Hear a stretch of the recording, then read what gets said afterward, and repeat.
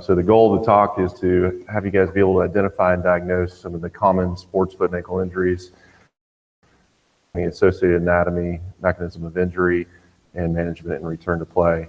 We're going to talk primarily about Lisfranc injuries. We'll hit on Achilles injuries, and I don't know if we'll have time to talk about ankle sprains, but if we do, we'll move on to that. So Lisfranc injuries, commonly see these in football athletes. I also see a bunch of these in our volleyball athletes as well as some of the soccer athletes. The anatomy of the Lisfranc joints, these are situated in the midfoot, so commonly referred to as midfoot sprains. These joints are intrinsically very stable. They're sort of shaped like a Roman arch, with the keystone being that second metatarsal base. And they're stabilized by a complex of ligaments. The fifth through the second metatarsals have ligaments attaching the bases to each other. And the sort of variance is that the second metatarsal base is not attached to the first metatarsal base at all. It's basically stabilized by a complex of three ligaments that attach the second metatarsal base to the medial cuneiform. So this picture here on the left basically shows the first metatarsal cut away. You're looking at the medial cuneiform. There's a dorsal ligament, a interosseous ligament, which is the strongest, and then a plantar ligament that stabilized that second metatarsal base. The mechanism of injuries, you guys have probably seen this before. Usually this happens within axial load on a plantar flex foot, oftentimes with a component of rotation or abduction involved as well. This produces either a partial tear or complete rupture of these ligaments and then associated dislocation or subluxation of those joints. Usually these patients will have difficulty with weight bearing after these injuries. They'll often present with plantar ecchymosis, which you can see in that left-handed picture. Sometimes it can be pretty subtle, so you really have to be looking for it. On exam, it's usually helpful to palpate directly over that interspace between the first and second metatarsal bases. This will produce tenderness in almost all cases. I also think another helpful test is to perform a stress test of those metatarsal, the TMT joints or the Lisfranc joints. You can do this by stabilizing the midfoot and sort of shucking or piano keying the metatarsals. This will produce pain at the midfoot with that maneuver and sort of points you in the direction of thinking about a Lisfranc injury. Anybody who's suspected of having a Lisfranc or midfoot sprain should be, sent for evaluation. We typically start with some weight-bearing X-rays. I always include the contralateral or normal foot just to get a sense of what their normal is. There's definitely some normal variations in anatomy of the Lisfranc joints and that space between the medial cuneiform and the second metatarsal base. You can see here the left foot is clearly diastased, and that's a pretty easy one to diagnose. In cases in which those weight-bearing X-rays are equivocal, we'll usually perform a stress test in the office. There's a couple different ways of doing this. The first is to perform an intermetatarsal compression stress test. That's very similar to that, in between the first and second metatarsal bases. If you forcibly put your thumb in that space, it'll usually produce some widening, which you can see on that right-hand image, the difference between a sort of a non-weight-bearing static X-ray and then a stress test with my thumb in that area between the first and second metatarsal base. Another helpful test is an abduction stress test. This is typically most helpful if they've got some instability at the first tarsometatarsal joint in addition to that Lisfranc space. So you can see here they not only have widening of the space between the medial cuneiform and the second metatarsal base, but you also notice that the first metatarsal base is sort of subluxated laterally, which sort of keys you into some instability at that joint. A lot of these patients will come to me with an MRI. I think that, these are obviously very expensive studies, and X-rays are definitely the first round, and stress testing is the first round of imaging that I get. In cases that are sort of equivocal, or we can't make a definitive diagnosis of a midfoot sprain, or definitely don't recognize any instability. I think MRI can be helpful. In saying that, it's very important to make sure that you're getting that test done on the appropriate scanner. Not all MRIs are created equal. Sort of the standard these days is a 1.5 Tesla magnet, which is great for things like the ACL, but you have to realize that these ligaments are very, very small. So the interosseous Lisfranc ligament is only 1 centimeter in height and 0.5 centimeter in length. If you compare that to the ACL, which is typically around 4 centimeters in length and 1 centimeter in diameter, it's a lot more difficult to identify a disruption with especially a low quality scanner. So these are some images that are done on a reasonable scanner with a foot and ankle coil. You can see here, these are the Lisfranc ligaments, and you see some edema or some white fluid in that area, and you just don't see that interosseous ligament fully bridging that space, which definitely appears to be a tear there on the right side. This is just a axial view, and you can see also that Lisfranc ligament is disrupted and torn off the base of the medial cuneiform. Just to give you a comparison of what a lower quality image looks like, anything of these injuries on these low quality MRIs, other than to tell you that yes, there is some edema or some inflammation in that Lisfranc joint, but I can't really definitively tell you, yeah, there's a tear and it needs to be stabilized. So I think if you're gonna order an MRI, or the referring physician's going to order an MRI, it's important to get the right study. So Nunley and Bertua have actually devised a classification system for these injuries. Stage 1 injuries are those that are stable. There's no diastasis between that medial cuneiform and second metatarsal base. These are usually just a stretch or a partial tear of the ligaments.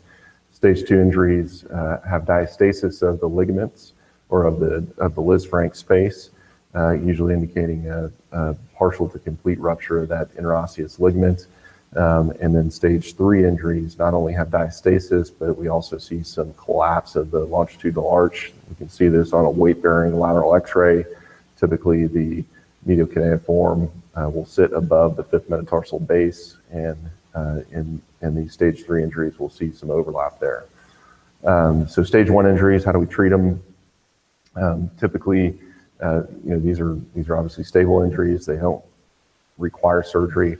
I'll usually put these patients in a boot, and depending on their exam and potentially their MRI, will either allow them to do some weight bearing if they're comfortable with that. But I'd say in the majority of cases, we're going to keep these patients non-weight bearing for 4 to 6 weeks in the boot, and then progressively get them mobilized and rehab. So stage 2 or 3 injuries, these are the ones with clear diastasis on their x-rays and potentially collapse of the longitudinal arch. These injuries always require surgery. And the way we do this, typically, this is a patient who had some weight-bearing x-rays. You can see the diastasis there. Intraoperatively, when they're non-weight bearing, that joint's actually pretty well reduced. But when we stick a probe or a freer in that space, we can see some clear diastasis of not only the Lisfranc space, but also the intercuneiform joint there. So these patients are going to get stabilized with 2 screws in my practice. The first screw is to stabilize that intercuneiform joint where the ligaments are disrupted, and the second screw is the stabilizing that Lisfranc space, or that articulation between the medial cuneiform and the second metatarsal base. Sort of these more advanced injuries where we see some instability at the first tarsometatarsal joint, we not only have to stabilize these with a couple of screws, but sort of the newest way of treating these is to put a dorsal bridge plate over that first TMT joint to stabilize that area while it's healing. This is different than our previous way to treat these. We used to just put these transarticular screws across the joints, but obviously that's not a great idea to stick a screw across a joint. We're disrupting cartilage and potentially contributing to some post-traumatic arthritis by doing that. So our new way of treating these is typically to put a bridge plate there in order to not violate the articular cartilage. Return to play after Lisfranc injuries. I typically place these patients in a splint, and they're non-weight bearing for the first 2 weeks after surgery. From 2 to 6 weeks, we'll put them in a cam boot and allow some early range of motion. Depending on the stability of their injury, I may allow them to do some aquatic therapy outside of the boot, and I usually let them cycle in a boot regardless of the stability of their injury. From 6 to 10 weeks, I'll advance their weight bearing. All the while we continue aquatic therapy, and they can cycle without their boot on at that point. And if they have access to an Ultra G, I think it's helpful to get these patients into the Ultra G and have them start doing some weight bearing and progressive rehab in the Ultra G. At 10 weeks, we transition them out of the boot and into an arch support, and then expect them to be able to return to play around 3.5 or 4 months post-op. The hardware, I typically take that out at around 4 months post-op, but we can wait even longer depending on whether the patient's in season or out of season. I think it's important to take this hardware out. I mean, we're basically spanning joints that typically have some motion, and a lot of patients will have pain with their hardware in, and it sort of goes against orthopedic principles, right? Even though these joints don't move a lot, we want them to be able to move in a physiologic way. And most patients do feel some relief of some pain when we take that hardware out. So after the injuries, we usually put these people in arch support. That's regardless of whether they've had surgery or just a stable sprain. Alternatively, you can put them in a full-length carbon fiber insert or a turf toe plate. Complications, a lot of these patients will develop some post-traumatic arthritis. Many times this is asymptomatic. There are definitely some cases in which when we take out the hardware, the Lisfranc space will rediastase, and pretty rarely we'll see some arch collapse. If we take out the hardware and we note that there is some rediastasis, we'll put in what's called a tightrope or an endo button to stabilize that area.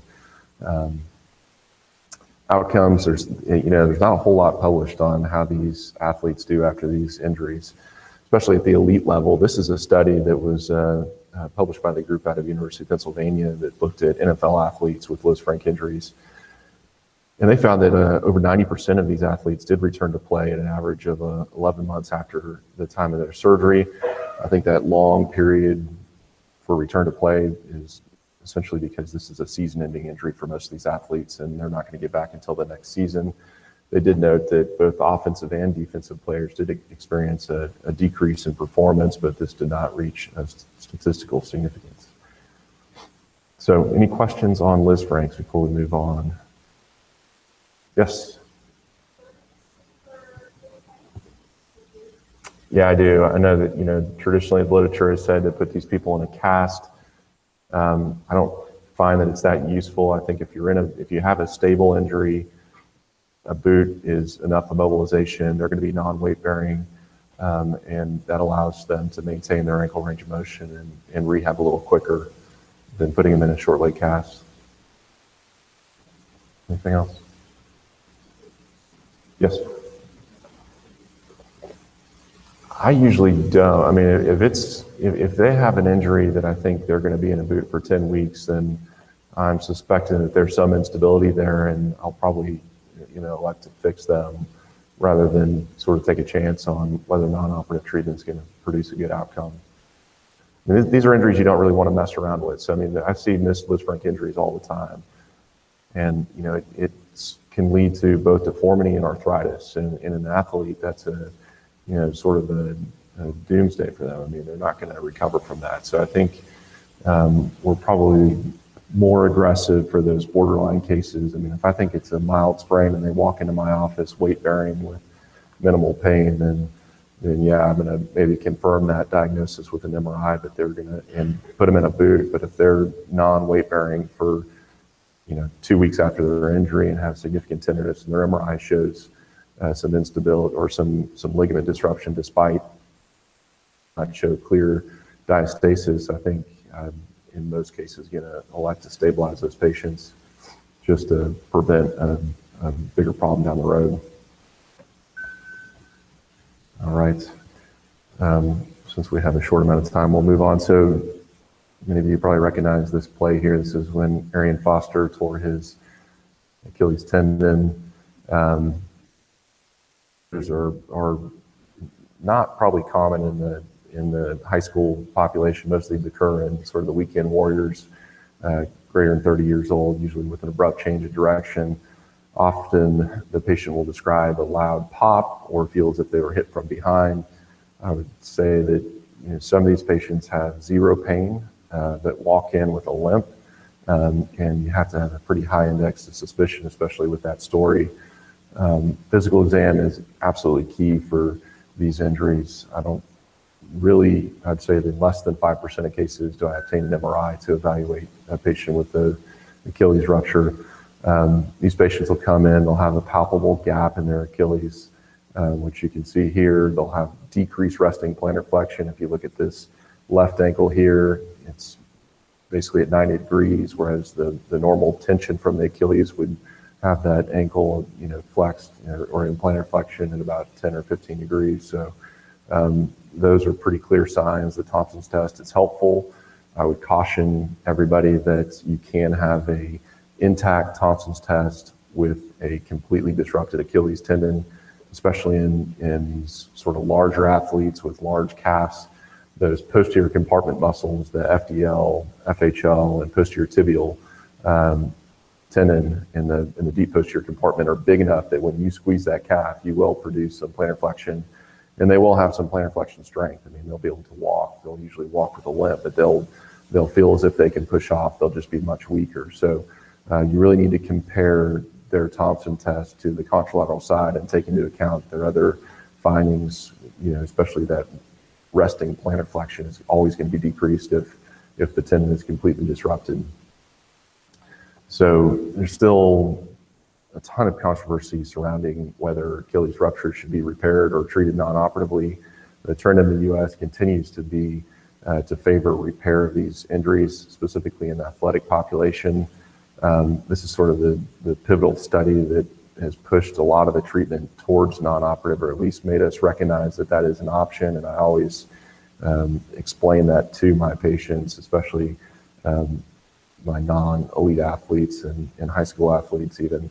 The sort of weekend warriors always get the talk, this study is a multi-center randomized control study published in JBJS in 2010 by a group in Canada that compared operative treatment with an open technique versus non-operative treatment. And what they found is that if you use a accelerated functional rehabilitation program with a non-operative treatment, the re-rupture rates are essentially equivalent. They found no clinically significant difference in range of motion, strength, calf circumference, or Lepelati scores. And they found a higher rate of soft tissue complications in the operative group. So you're definitely, in some patients, the risk benefits of treating these. And there's been a lot of follow-up studies published in 2012. This study showed, re-rupture rates that were equivalent, a very high complication rate associated with open repair. They did find that the operative group did return to work quicker than the non-op group. Kahn did a systematic review in 2010, which showed that open rates or open repair had a lower rate of re-rupture, 5 versus 12%, but a higher rate of wound complications. And the percutaneous repair was found to have a lower rate of wound complications. Another paper in 2010 showed no significant difference in functional outcomes of non-operative versus repair groups. So just a little bit of history on the repair of Achilles tendons. And I think that all of these methods are still viable, and people will still treat Achilles tendon ruptures using different techniques. This is the open repair technique. Usually we'll place it's a longer longitudinal incision. We place a Krakow stitch, which is like a locking stitch, into both ends of the tendon, which provides excellent fixation. We tie the two ends of the tendon together. It's a fairly easy procedure.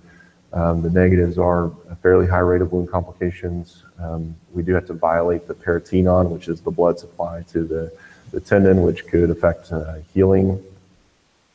So this sort of evolved into a popularization of a percutaneous technique. This is one of the jigs that we use for a percutaneous technique called the PARS jig. It involves a small, either longitudinal or transverse incision. This minimizes disruption to the peritoneum, which is the blood supply to the tendon. The trend is towards a lower rate of wound complications with this method of treating patients' Achilles ruptures. And the return to play or activity is basically essentially the same as with an open repair. The major complication, or the complication commonly associated with this technique, is injury to the sural nerve. The sural nerve runs right along the lateral border of the Achilles tendon as it courses distally. And when we're passing these sutures, that jig is essentially inserted into the peritoneum, and we're passing the sutures through the jig. And when we pull it, if it's inserted correctly, we'll pull those sutures out of the peritoneum. So even if we do pass a suture through the sural nerve, technically it should be pulled out of that sural nerve when we pull the jig out. Nonetheless, there are some patients who do have a sural nerve injury. I've never seen one, but it's definitely reported in the literature. Newest technique for repairing these is what we call a mid-substance repair. In this technique, again, it's a small percutaneous technique, either with a longitudinal or a transverse incision. You can do it with a jig, or you can do a mini open technique with a locking crack out type stitch. So we're basically grabbing the proximal stump of that tendon, and then we're pulling it down through the distal stump of the tendon with a little suture lasso and anchoring it directly to the calcaneus at its insertion with a couple bone anchors. And the major advantage of this technique, in my mind, is that the main source of failure of these Achilles ruptures or these Achilles repairs is the suture tendon interface. That's where they fail. And if we can eliminate one of those suture tendon interfaces, then I think we end up with a stronger repair. This allows us to tension that tendon a little bit better. The tendon never looks like that when it's torn. It's always sort of a horsetail. And in order to get the proper length tension, we need to have those fibers interdigitate. And it's hard to do that when you do a repair that's end to end. So for these, I usually maximally tension them. This is not great evidence, but some evidence that this technique is stronger. They looked at open repair versus mid-substance repair, and at 1,000 cycles, there was definitely less displacement of that Achilles repair with the mid-substance repair. There's also a higher load of failure of that mid-substance repair, and that's essentially because that suture bone interface is so much stronger than the suture tendon interface is. So here's just some examples. This is a Thompson test. The words are so rare. Yeah, local. Yeah. In particular, the light came with or without. Some plantar flexion there, although it's decreased compared to the other side. His resting plantar flexion is definitely different. This is our typical incisions for a mid-substance repair. So we'll grab that tendon through that small incision and then pass our sutures using a PARS, either the PARS jig or with a mini open technique. And at the end, this is the amount of resting plantar flexion we have after we've repaired the tendon, and it's certainly not normal. I'd say it's over tightened, if anything. It's hard to the foot is already maximally plantar flexed, but these always stretch out. I've never had a problem getting these patients back to neutral, and it's absolutely restore that length tension. The length, the tension of the Achilles. Otherwise, the patients will definitely end up with weakness and a pretty significant strength deficit. This is a patient who's 3 months out after a mid-substance Achilles repair. A double limb heel rise. This is probably about good. As you Now can to ask come down, I these want you to do a guys. single limb heel rise Double limb on heel the rise left down. side. It's also able to pretty effectively Okay, do good. a Now do it again. single limb heel rise. And I can't attribute that purely to the repair. I think a lot of that has to do with what you guys do. Therapy and rehab is absolutely essential in these patients, and I get them started early. So my typical Achilles rehab is first 2 weeks they're splinted in plantar flexion. At 2 weeks, I place them in a boot with a heel lift, and we start weight bearing at that point and initiate early active range of motion. At that point, I'll usually send people to therapy, even if it's once a week, just to get them moving.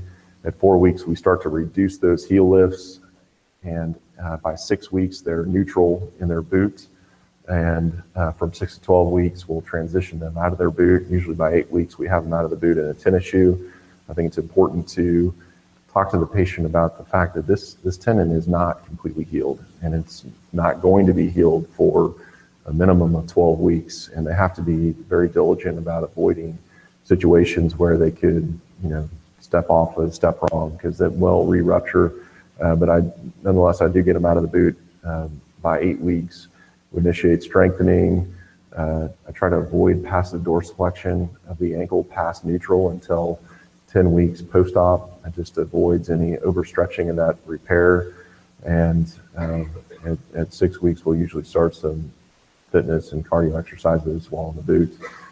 At 12 weeks, we'll really sort of ramp up, and I'll let people start running an Alter G or on a regular treadmill shortly after that. And then typically around 5 months, we expect them to return to play. Fairly little literature on return after these injuries. In the NFL population, this is definitely can be a career-ending injury or career-altering injury.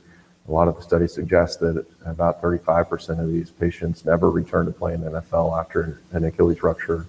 And of those players that do return, they have lower power ratings and play in less games following their injuries.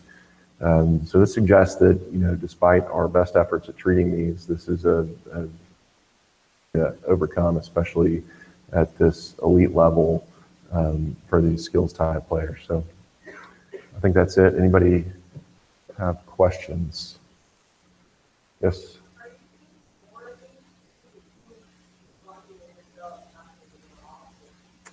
There's actually a pretty low rate of Achilles ruptures in the NFL. It's about less than a 1% incidence per game. So I think they certainly happen, and when they do happen, it's usually publicized quite a bit because it's a pretty damning injury for people. I mean, these guys have a hard time returning to play. You've seen that with Arian Foster. I mean, he got traded and he really hasn't played. And a lot of these happen towards the end of players' careers.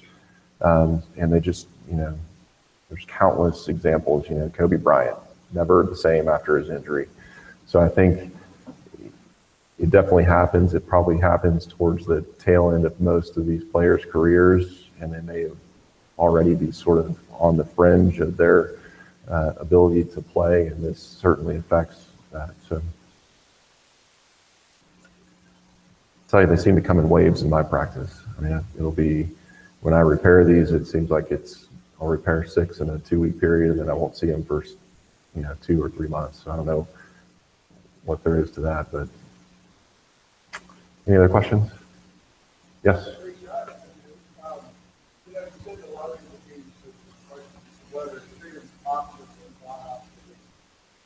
And I guess what's the criteria, when you go to question, you do opposite and with a certain degree of these ruptures, say, this has to be repaired, not complete?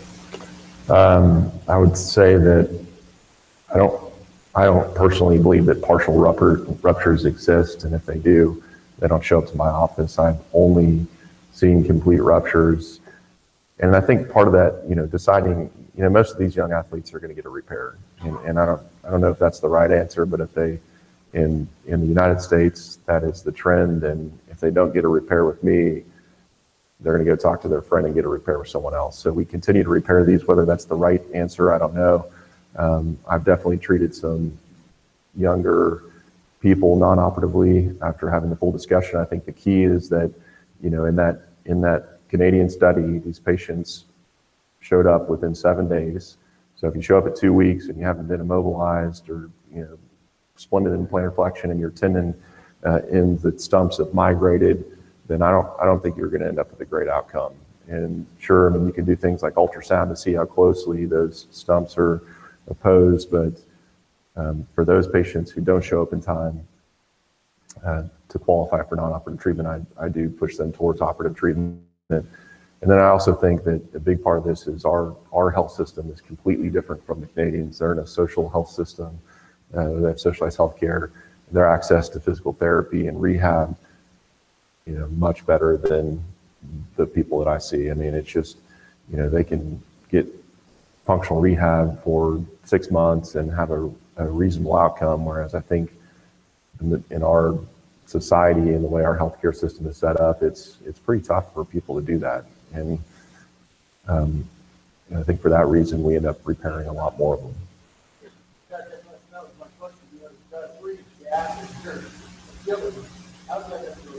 Yeah, and it's probably not. So I think in those cases, it requires surgery. Anybody else?